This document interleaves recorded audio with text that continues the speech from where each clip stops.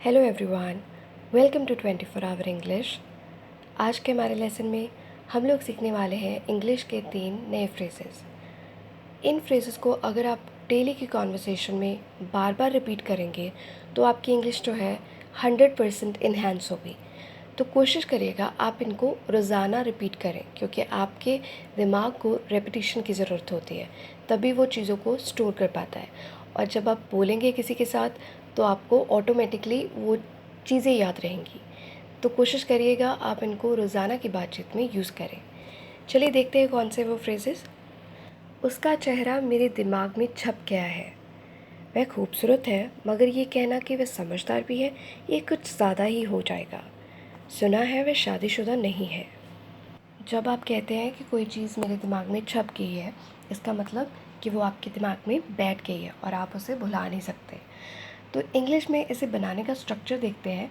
सबसे पहले होगा सब्जेक्ट, उसके बाद होगा इज़, एम, आर, के बाद होगा स्टैम्प्ड ऑन योर माइंड या फिर स्टैम्प्ड ऑन योर मेमोरी।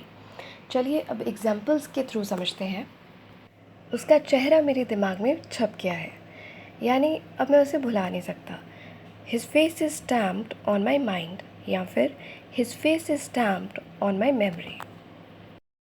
उसके शब्द मेरे दिमाग में बस गए हैं या छप गए हैं, यानी उसके जो शब्द थे वो मैं अब भुला नहीं सकता हूँ, क्योंकि वो मेरे दिमाग में है। His words are stamped on my mind या फिर his words are stamped on my memory.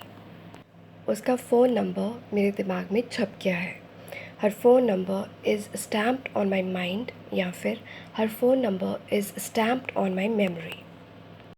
उस दिन जैसे तुमने मेरे साथ व्यवहार किया वो मेरे दिमाग में छप गया। The way you treated me on that day was stamped on my mind या फिर आप कह सकते हो the way you treated me on that day was stamped on my memory. जब आपसे कोई बढ़ा चढ़ा कर बात करता है तो आप कहते हो ये तो कुछ ज़्यादा ही हो गया या फिर ये तो कुछ ज़्यादा ही हो जाएगा।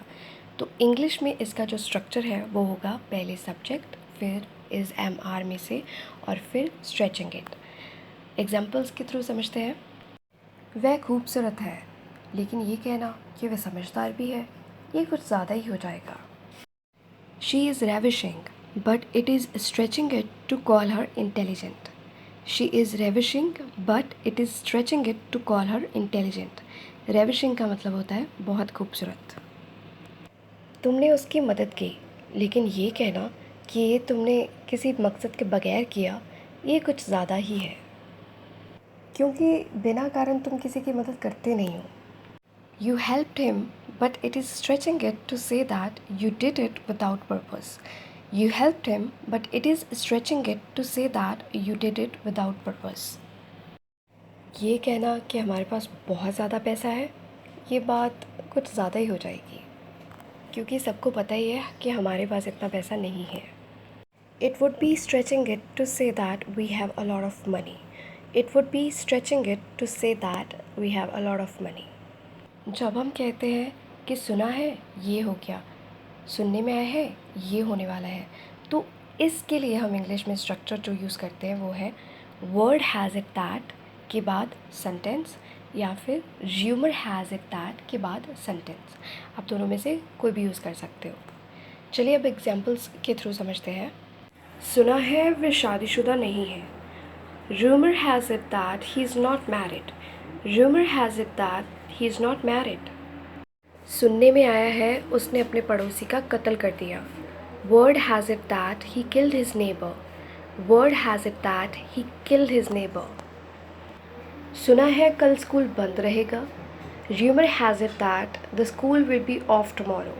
Rumor has it that the school will be off tomorrow. सुना है हमारा नया अंग्रेज़ी का अध्यापक बड़ा दयालु है। Rumor has it that our new English teacher is very kind. Rumor has it that our new English teacher is very kind.